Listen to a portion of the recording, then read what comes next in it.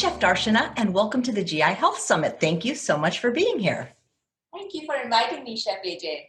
Well, I love your culinary demos and I love to learn from you, but I'm wondering, Chef Darshana, why are you so interested in creating recipes for people that have GI issues?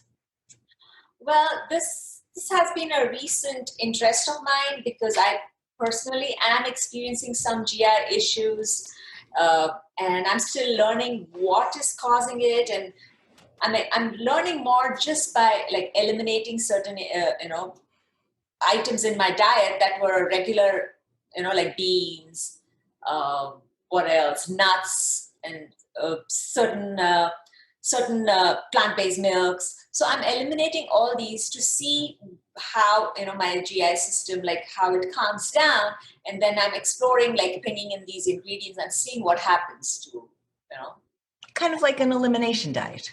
like an elimination, but I'm doing it like more intuitively. So yeah, and I think I'm on the right track because I'm just learning to be very observant with what my body is telling me. So yeah, So and that's the reason why I am also thinking like if I have this issue and if I am trying to create a recipe, like tweaking my old recipes to fit in with this new way of eating, I'm sure there will be others who might be interested in learning what I've discovered, how easy it is to eliminate things. So some of the recipes I'm going to demo, I'm going to actually show you that my original recipe had certain ingredients that I'm eliminating now and how it was so easy to do that.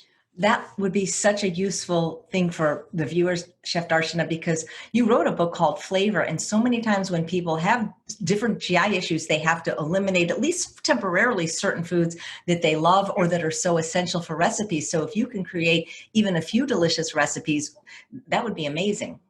Yes, I think part of my passion with cooking is, taking up the challenge of restrictions. As in, like, I have this quirk that when I invite somebody over for dinner, I will ask them, tell me exactly what you like, what you don't like, what you're eating, what you're avoiding.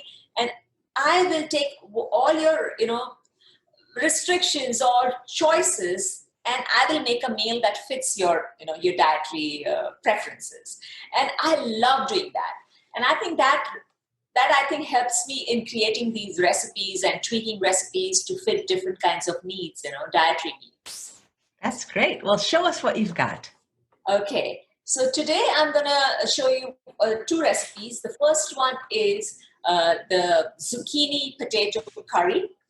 Now, usually curry requires a lot of sauteing of onion and garlic, traditional, and adding a lot of different spices. And so I wanted to simplify that, and also the different vegetables that can go in. I wanted to make it simple, especially since it's summertime and I have a lot of zucchini growing in my garden. So I decided, okay, I want to do something with zucchini because it is really a very easy to digest vegetable. And of course, I love potatoes, so I thought of this recipe. So originally, this recipe had. As we get started, I'm going to talk. Originally, this recipe had onion and it had garlic. But I, through the exploration of, trying to eliminate these ingredients, I realized that actually I have a little bit of basic understanding of how to eat or how to create recipes this way, where it's less aggravating for the system through my knowledge of Ayurvedic cooking. So in Ayurvedic cooking, we already have this kind of a very simple diet, simple ingredients that do not disturb your digestive system. Yet it's very soothing and it actually helps in healing. So one of the things that's very important in Ayurveda is for digestion. They recommend putting ginger in the food. And there is another ingredient. It's called asafoetida, which is a resin from a root of a plant. And that resin, when it's dry, it hardens. It's like a gum, thick gum resin, and then you powder it, and that's a pinch of that in your meal really helps. They say it helps also It helps as a medicine in digestion, but it also has a very strong, pungent flavor, which reminds people of garlic. So it's also been used in Ayurveda as a replacement for garlic. Is it also called hing by any chance? Hing? Yes, that's the Indian word for it, hing.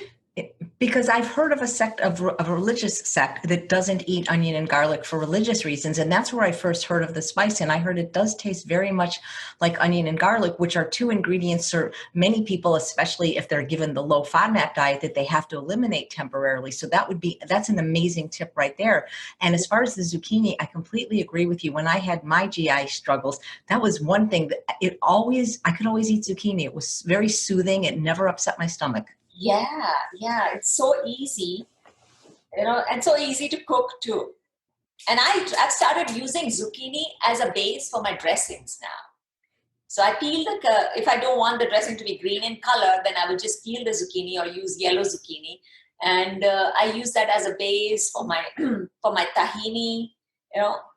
So I'm finding different ways of using zucchini because it's such a it doesn't have any strong flavor, so you can use it in different ways. Yeah. It's really versatile, and it's inexpensive, and it's available all year round. All year round, yes, yeah. So, and the other thing that I noticed was like instead of onion, which is again considered to be very aggravating for the stomach, I've learned that leek is a great replacement, especially the greens of leek and scallions. So in this recipe, instead of onion and garlic, I have replaced it with leeks and asafoetida. And so it's leeks and ginger. I'm adding potato to it. So the other elimination was nuts or nut milks. So in a curry, you have to have a little bit of a creamy, to balance out the spices. You add a little bit of cream or yogurt. So in this case, since we are not adding any, of course, even if plant-based cream or yogurt, I would just add a little bit of plant-based milk or pureed cashews or almond. So I've eliminated that too, and instead I have added more potatoes. So I'm adding this potato, and then I'm going to cream some of this stew. I'm going to cream it up, and that becomes my replacement for nuts and seeds or cream. Oh, that's brilliant, actually. Yeah. So to this, and it's a very simple stew. No cooking for hours like normally curries are done. They take a long time to just saute. I'm cooking everything for about like 15 minutes. The potatoes will be cooked, and I'm going to remove some of them to be pureed, and the rest will stay in the soup. Your own curry powder, or what should someone look for when buying one? Because I noticed that they're vastly different in terms of their ingredients and even how they taste. Yeah, so, but I don't really go for a particular, specific brand, or I try to explore different flavors because curry powders are made in different parts of the country in India, and they would each have their unique twist, like different communities have different flavors. So for me, it's like an exploration of these different flavors. So but I try to see if they're mild, Of course, if they're hot curry powders, then of course I would put a little less. But otherwise, if it's mild, then I really like to use it in I have not seen yet any issues with any ingredients in the powder that upsets my stomach. I haven't experienced that. So for now, I feel like I'm okay. Yeah. Great.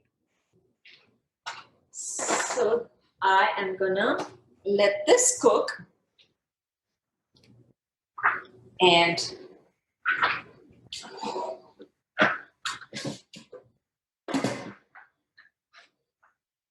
in this I have used zucchini, different kinds of the zucchini, green and yellow. But I think you can use any winter squash too. If you just replace the summer squash with winter squash and keep everything the same. And I think the flavor will be as good. So it's pretty, I think this could be a nice base for a curry recipe for any other vegetable that that agrees with you, or, that you want to explore with, whether you have a GI issue or not. Yeah. Right. Even people that don't, this sounds like a delicious recipe. Right. Yeah. So while this is cooking, shall I go on with the other recipe I wanted to talk about? And this is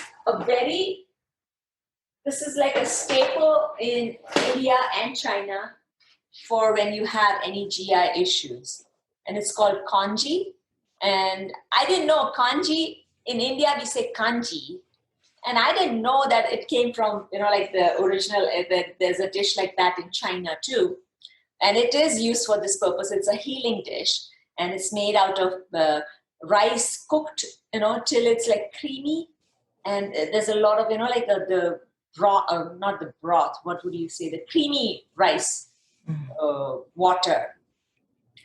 And, I remember in my childhood, my mom would talk about it like, oh, you need to eat this if you have an upset stomach. I didn't realize it till I actually tried it later on, especially when I was working on the recipe book for the Forks Over Knives flavor, and I was exploring breakfast from different parts of the country, world, and I came across kanji in China. It's a breakfast dish, and it's like leftover rice or rice cooked till it's really creamy and thick, and with some toppings on it. And I loved it. And I realized that it's because I'm used to eating just plain white kanji in India. I love white rice. And whenever I've had a tummy ache, even from the time I was little, it was something that always made it feel better. Yeah. I think, in India especially, we are brought up on some of our first meals would be rice cooked to almost a puree.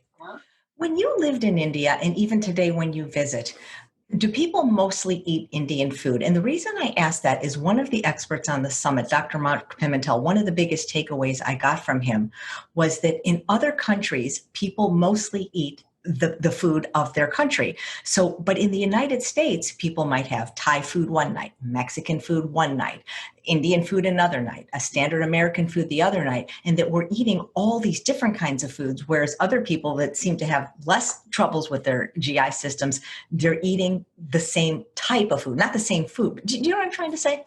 Yes, I know. It's not a political thing, but it's just the nature of our country. We are, like a country of diverse cultures living together. And I think that reflects in our exploring of different cuisines. Now, if you were to cook these traditional cuisine, on our own at home, I think it would be great, but I think we are eating these cuisines outside when we eat it at restaurants, takeouts. I think that's where things change. Like if you were to make this kanji at home and eat this, or even make lo mein, or if you make sushi at home, or, like what I mean, like, I think it's the home cooked. That's where I feel the missing link is. Yeah, I think that's a really great point. And people need to start cooking more at home. Yes, yeah. And I think it's like as if you are relearning how to write, read. How sometimes when you have gone through certain incidents in your life where you need to relearn, like some people need to relearn how to walk, some people have speech issues, some people need to relearn how to talk. I think the current American issue with diet and its consequences on our health, as a society, I feel like we are at that point where we need to relearn what really diet is, what is food, and how does it come to our table. We need to relearn the whole process of bringing it to our table, and the process is like going into our kitchen and making it instead of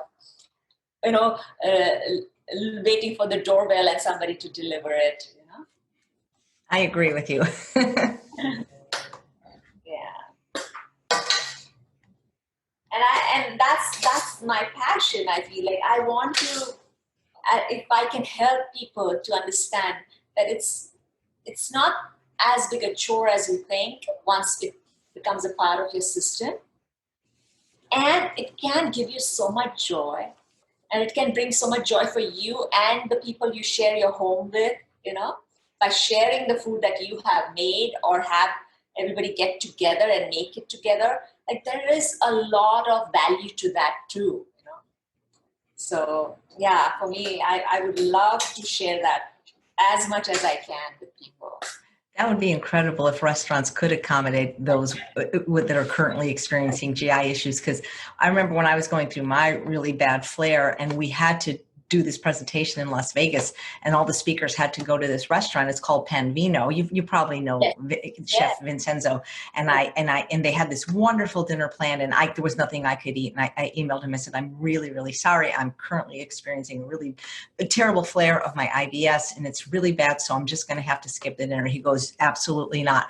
What can you eat? And he made me, and I wrote down what I could eat. And everybody was jealous of my plate, what he was able to do within what most chefs would think of as restriction. And that's the thing. We need more chefs like you and Vincenzo that can take what people can eat and create delicious recipes within what seems like restriction.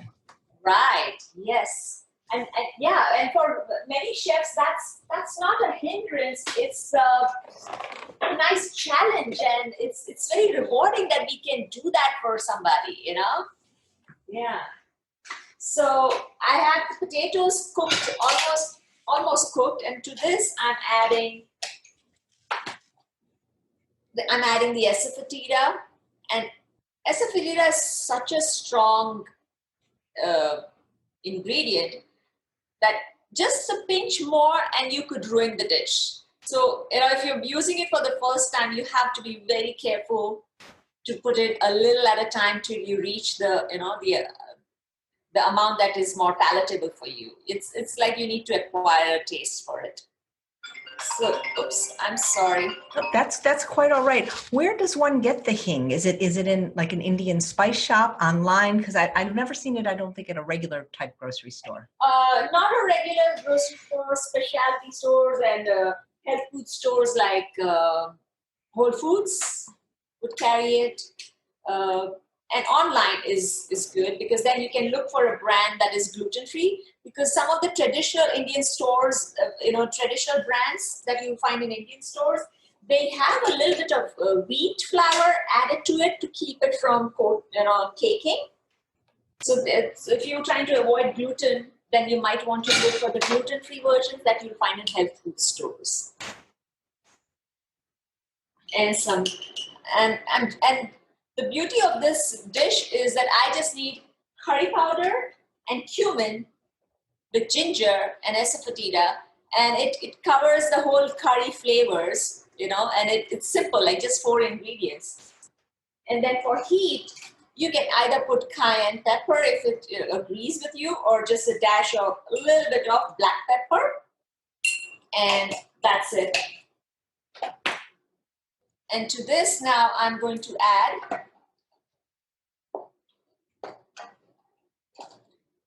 I need to wait for this to cook up before I add the next ingredient. Okay. And those potatoes were put in raw? Yes, they were raw. But because I cut them in a smaller size, they cook so quickly. I love that one. Oops. The reason I was asking is because I often batch cook potatoes, and I'm thinking right now I've got about 4 pounds in my refrigerator. Could you use a potato that's already been cooked and then just cut it up? Perfect. Yes, you would just, what I would do it to make it easy. In this recipe, I would saute the key leeks with the spices. And I would add some of the cooked potatoes that you have. I would just crush them and add them in there. And I would add the zucchini and vegetable stock and let it all cook together. And you would have your recipe ready within 15 minutes. Well, that's making me hungry. So to this, I'm going to add a little more of water. So you can make it as soupy as you like, or as creamy and thick as you like.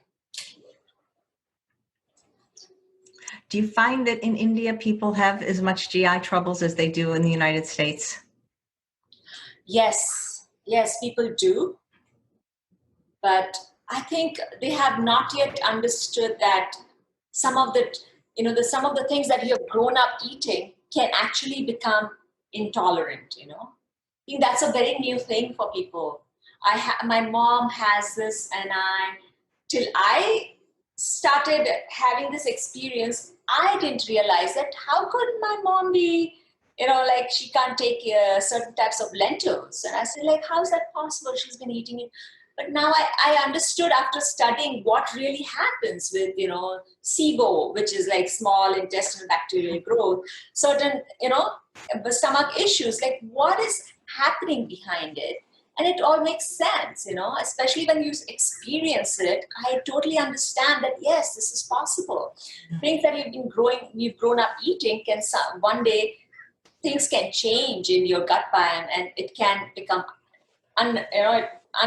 digestible. Yeah. So yeah, thank you for that understanding. I wish other chefs would have that compassion, because they don't understand. Like when we go to a restaurant and ask for a substitution, it's not because we're trying to be difficult. It's because we really can't eat one of those ingredients. Yes, I totally understand.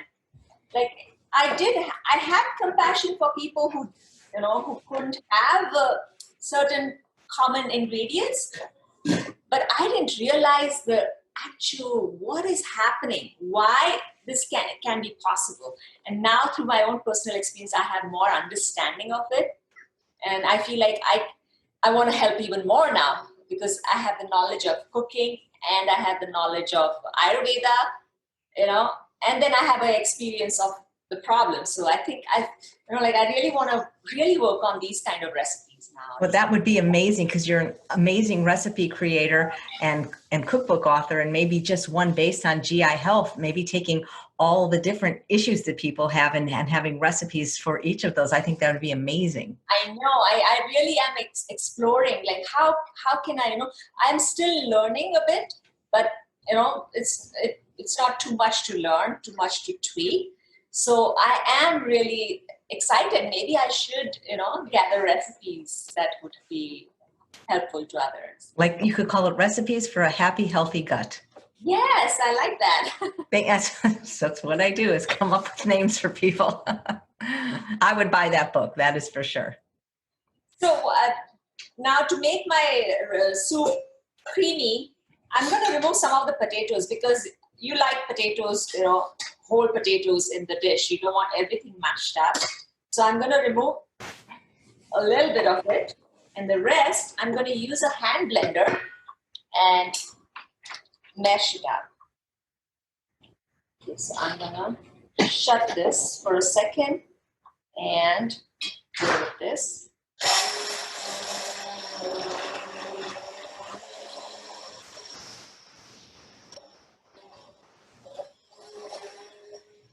I could have used a deeper pan. But you wouldn't have been able to see as easily.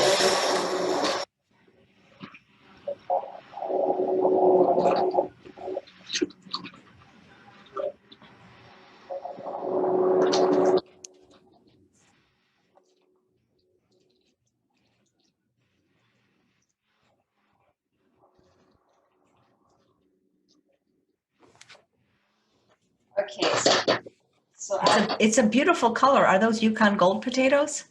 Yes. Yeah, those are the creamiest. They are. And they're the creamier, and they also hold their shape for a long time, right? If you overcook a dish with Yukon, you can still save it, because the Yukon doesn't disintegrate just like, russet does.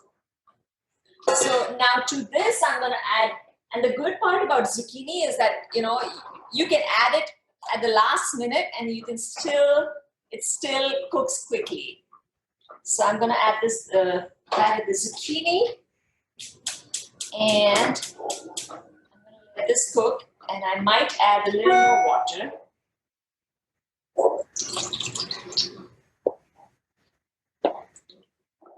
And to this, I'm going to add, now I do put a little bit of salt in my food, so I would add a little salt and lemon juice. But it's easy to eliminate the salt part by adding a little more, acid, and I would just add a tablespoon more of the lemon juice to avoid the salt. It's a beautiful color, and it looks so creamy, as if you made a roux with flour or had dairy in there. Yes, exactly. I love the trick with the potatoes for that purpose. It's amazing. So I am going to garnish it with cilantro and season it with little lemon juice.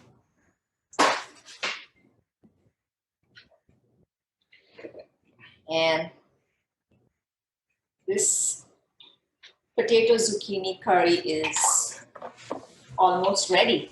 It just needs to cook up. You know, and I love that you used water instead of boxed broth, because I find that especially people with sensitive guts, when you have a boxed broth, it can have so many different ingredients, and that they often don't have to disclose it. Like, they can just put in spices. They don't almost have to tell you, or natural flavors.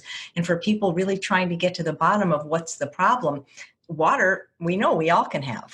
Yes, exactly. I tend to use water more often than using stock in my recipes, just for the simplicity, you know, like it's like one more ingredient to look out for whether you have it or not. So I start my recipes, always I test my recipe with water. So I know that the flavoring is perfect when you just add water. You don't need extra flavoring. And then if you add the stock, it's just an extra additional flavoring that the stock would add, but it won't take away if you do it the other way. Right. And water's free, so. Exactly.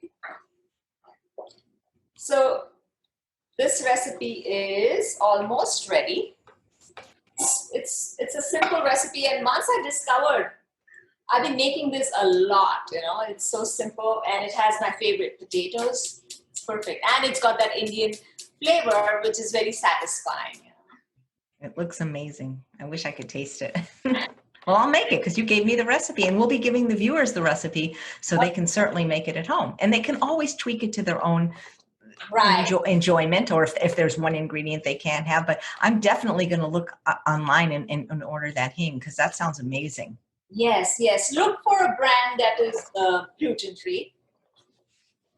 And they have a few, you know. So I'm going to let this cook a little bit on the side here. And I'll bring out the ingredients for the congee. So the one thing for the congee is, like, especially when you're on a whole food plant-based diet, we always have leftover grains. So in this case, the grain that I'm using is rice, the traditional ingredient. And you can use white rice or brown rice, or any type of rice too, like short grain or, you know, basmati. So you always tend to have leftovers. So I like it because this is a perfect breakfast with leftover rice in the morning. And to this, normally you would just, you know, it's usually just rice. And I use this particular brand of vegetable broth, which is, you know, like, I feel like it's low sodium and it's got all the ingredients there. And most of them are, and it's everything organic. So I like this brand. Do you use this? You know, I don't, only because I'm so cheap, and I generally either use water or make my own. But if I was going to buy a box brand, I definitely would buy Engine 2. Exactly. So I like to use this brand, and I'm gonna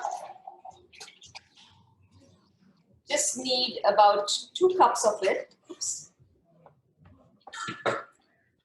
That's going for the sauce. I think I'm going to use 2 cups of water to cook up this rice. So this rice. Would it be possible to make that with leftover rice? Because I always have leftover rice. Exactly. That's the reason why I like it. As I said, that we always have leftover grains. So it's so easy to make it with leftover rice, brown rice or white rice. You can even make it with quinoa, but quinoa doesn't have the starch that this one, it's so starchy, it's like comfort food. That's what starch is, comfort food. Yes. So I'm going to let this simmer over here in the back. Actually, I should have given this a head start. Like I really like my rice to be porridgey, you know, like really creamy. So that's going to cook in the back. And on this rice, I'm going to add some sauteed mushrooms and greens and vegetables. So this is my way of, you know, I do this with oats too. I used to have a lot more oats with vegetables, but this is my new thing, you know, brown rice or white rice with sauteed vegetables. I love my savory oats, and I love my congee too, because it's I love savory breakfast, first of all. I love that about you, because me too. And then so many people think we're weird, but I think that starting your day in a savory way is really a good way to go. It is. So first of all, I'm going to just add the vegetables, the mushrooms. Now here I've used oyster mushrooms, but you could use any mushrooms, doesn't matter. And any vegetables that you like. I am using carrots and bell peppers and mushrooms, but you know, any other vegetable that you would like. You could even use zucchini here. I'm still exploring the vegetables trying to find out which vegetables that agree with me and which don't. And up to now, I found that these have been totally fine for me. Yeah. Well, you know, it's funny because just as a chef, I've often said everything starts with an onion, but I realize people with GI issues, especially while they're following the low FODMAP, onion is not going to be something they can eat. And you're proving that you actually can make delicious food even if you can't use an onion. Exactly. So I'm not using onion in this one, but I am going to use scallion and green part of scallion, which is more agreeable. So if you garnish it, you know, you get that flavor of onion, but you're not overdoing with onion. You know, right? So to this, I'm going to add this vegetable broth. So the vegetables are lightly sauteed. They're not like overcooked. I'm adding the vegetable broth. I am adding brown rice vinegar. And I'm using, traditionally it would have soy sauce, but I'm using, this is tamari. And I know soy sauce is not acceptable, right? And it depends on the person, but they can get wheat-free soy sauce. They could do coconut aminos. Right. Yes, exactly. So I am using tamari, and I'm still trying to figure out whether this would have an effect, but at this point I am trying to use it. So you could definitely use coconut or Bragg's aminos. Right, because coconut aminos is just coconut sap and sea salt. So that might be a product that people that have issues with the soy products might want to try. Yes, I think maybe I'm going to try this. I have used it in the past as a new ingredient to explore, but I definitely think I need to try it on It tastes just like soy sauce. It's actually lower in sodium too, for that's a concern for people. Yes. Oh, I like that. So while we are doing this, I'm going to go back and show you my curry recipe. It's ready.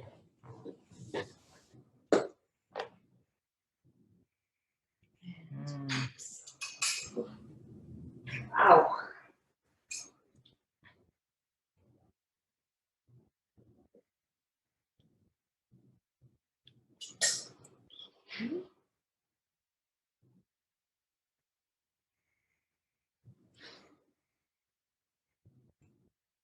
So this is the coconut, not the coconut, the zucchini potato curry.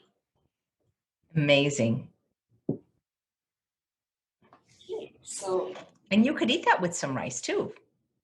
Yes, definitely. Rice or any other steamed grain. And so I'm adding, I added the tamari or any, coconut or brags, and then the vinegar. And if you like a little heat, if you can take a little heat, then a little bit of red pepper flakes also, adds flavor. And then at the end, I'm going to garnish with a little bit of scallion and cilantro. And this recipe is very quick. It's one of the quick meals, quick breakfast, especially if you already have the rice cooked. And one of my passions going forward is going to be looking for traditional recipes that are meant for, healing the gut. Like I like to go back to what our ancestors ate, as in like food that is natural to our community, and trying to find those relevant today, And I think this would be a great exploration to find those recipes and collect them and share them. It was just so interesting what you said. And I think you're so right. It's about the microbiome and how it's changed in so many people, because so we've eaten some of these foods forever. And yet now some people are finding they have a sensitivity or intolerance to them, even though they might have eaten them their entire life. Yes, exactly. And that's, I think that's one of the things that I feel,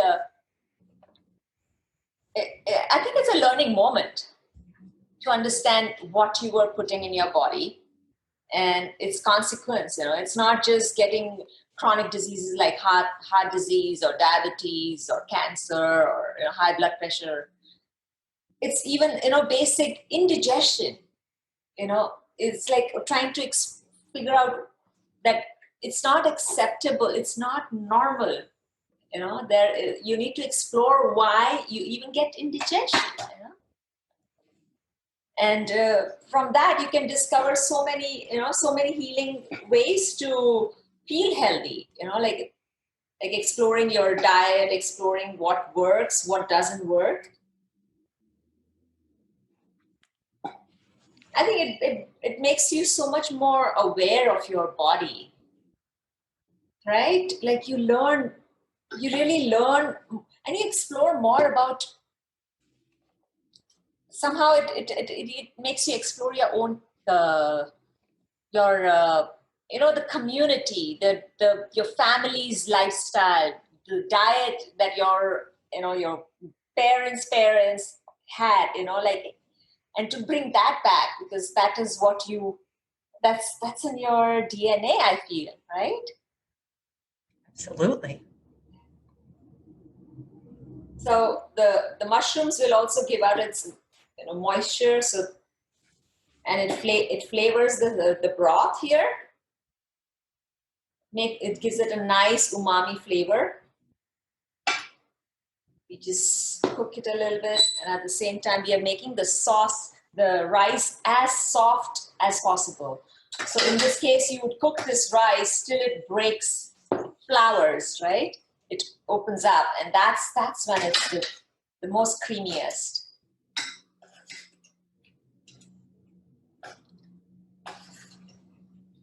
It's incredible.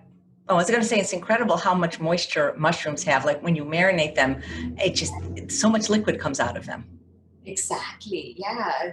And I like that sometimes, because I use water a lot for cooking, but when I have mushrooms in the dish, I'm sure that it's not going to burn or stick to the pan, because there's going to be so much moisture. And I love the umami flavor that it gives to it. I love mushrooms. Whenever I'm feeling a little under the weather, I think it's one of the first things I crave. Mushrooms and rice. In this dish, the two things come together. Have you ever used dried mushrooms in your cooking?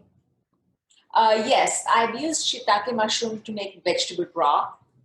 I use it to make my, I think I use it for my pho recipe or my ramen. I think one of the two. Yes, for the ramen, I use dried mushrooms.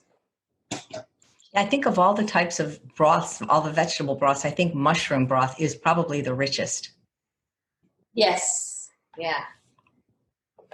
And I also, when you get dried shiitake mushroom, I have ground them up and I use it in stews.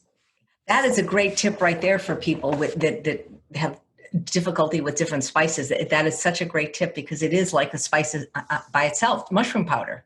Exactly. And it's shelf stable in a way, like you just ground up a container and you keep on using it over the months, so it's not like you have to every time make sure that you have mushrooms to add that flavor to your dish. Fresh mushrooms, you don't need to worry about that anymore. And mushrooms have such amazing health benefits. And for the person that doesn't like them, mushroom powder can give them those benefits without necessarily having them eat mushroom if they don't want to. Right, exactly. Yeah, that's another good angle. So I think the vegetables are, lightly sauteed.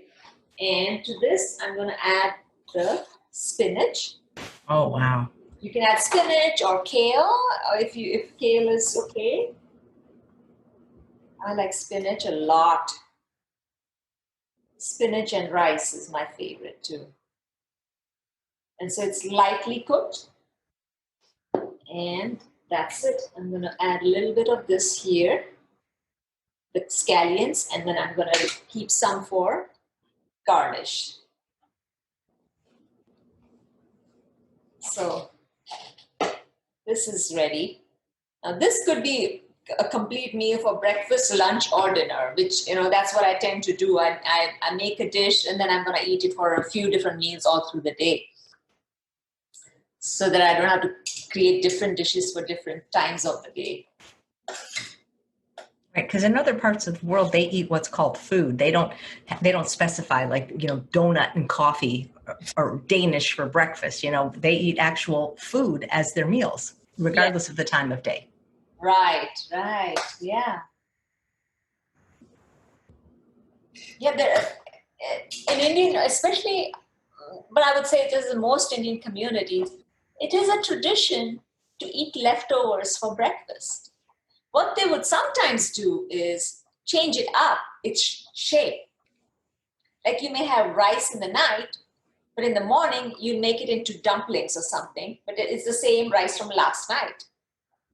So same thing, you may have lentils left over last night. This morning you may have dough from having made the tortillas last night.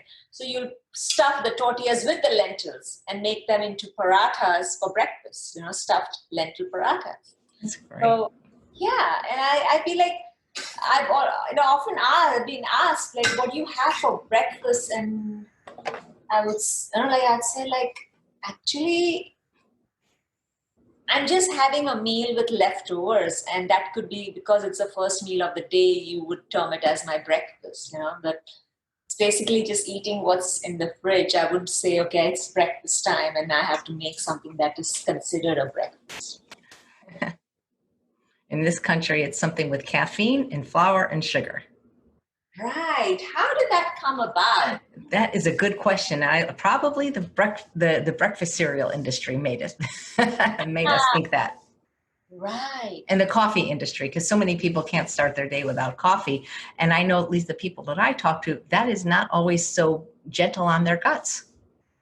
Yes, I am learning that, not that I was a coffee drinker. I love coffee, but I'm not a coffee drinker on a regular basis. It's like a treat. Sometimes I would treat myself, if I'm traveling, say for example, I'm in Italy, I might just treat myself to coffee.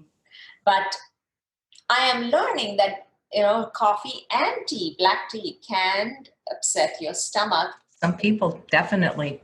Yeah. Caffeine can be very irritating for some people. Yes. And I wouldn't normally think about it because there's so many other things that I'm having through the day that could be also aggravating my GI issues. But when you start bringing those down, then you still have tea. For example, in my case, I'm still having black tea. I'm getting over it gradually. Like I used to put soy milk in my tea. And I would still feel upset, like something. So I said, okay, soy is not good. I'm going to get rid of salt. I continued with just black tea. I said, it's still there. So now I learned that, okay, see, everything else is gone, and yet this, the tea can aggravate. So now I'm gradually, in my tea, I'm adding herbs. I'm adding mint, I'm adding ginger, and I'm going to add tulsi, fresh tulsi. I'm adding lemongrass. So these, in my chai, morning chai, I would add these ingredients. So now gradually those ingredients are going up and the black tea is going down. So nice. Gradually it's going to go out, and I still have a tea that is healthy, that has herbs, and it's not going to aggravate my system. In fact, peppermint and ginger are supposed to soothe. So like I'm learning. Right. Learning. Yeah, through elimination. Yeah. It's like you're your own investigative reporter. You're figuring out for yourself. And I encourage people to always do that, and or work with a specialized registered dietitian for GI health to figure out what your unique triggers are. Yes, exactly. Because, everybody has different issues, and, some of those you can catch on your own, but some you just need some experts' help. And for example, I needed somebody to tell me that there is something like SIBO. Explore it. See what that, So I needed that. And once I got that information, now I'm really exploring different and reading. So, yeah. It's good to question and, like investigate, I feel. Because it's as you said, it's not well known in a way that this small thing, the gut, can create so much problem in our lives. That's why I'm doing this summit. And there's a lot to go wrong, from all the way up here to all the way down there, and all the many twists and turns. Yeah, and how it affects us in so many different ways. Like our whole lifestyle, everything you need to, like, everything around this has to change. Till you come to a space of good health. Like, otherwise you're constantly trying to meet up with life, kind of, because you have, these issues, right? And I think as much help as we can give each other, I think it's great. So the rice is getting a little creamier. I think this needs a little more cooking, but you can cook it to be as creamy as you like, or as textured as you like. So, okay, I'm gonna serve this. It's so colorful. Yes, that's what I love about this dish.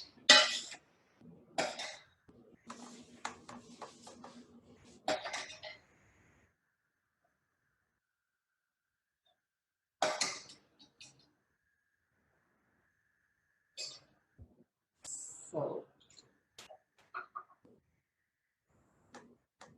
a little bit of the broth to flavor the rice. And I like to have a lot of vegetables on top. Me too.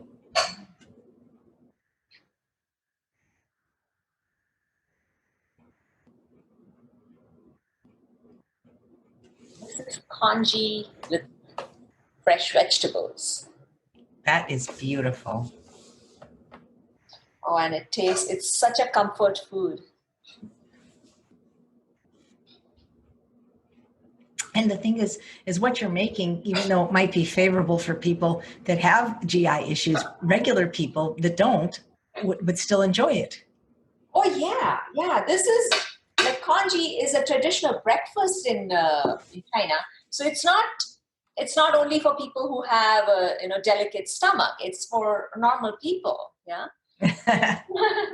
So that's what I love about it, that it can be enjoyed by everybody. Absolutely. Well, this has been amazing. Thank you so much for showing us how to make these delicious recipes that you created just really for this summit. Oh, great. I'm happy. Thank you for inviting me. Yeah. Well, so what do you think the truth is, Chef Darshana, about GI health? the truth is that we have moved away so much from what our gut needs to be healthy, which is fiber and plant-based food. Like the foundation of our food diet should be plants, and we have moved away so much from it that even culturally, not just like our body, but even culturally, we do not think of fiber as very essential to our gut, or plants to our gut. I think that whole relearning has to happen. And I think everybody needs to question what is causing their gut issues, and find out for themselves. And one of the secret to, I think, to healing your gut is making sure that you add a little bit of salad to the first thing that you eat in the first part of your meal. If you add a little bit of salad, like start with that. That's like, I think salads are so important. This or any other fibrous food. Like all plant-based food is fibrous. So, but yeah, that's what I feel like. Well, I couldn't agree more. Thank you so much, Chef Darshana. Thank you, Chef AJ.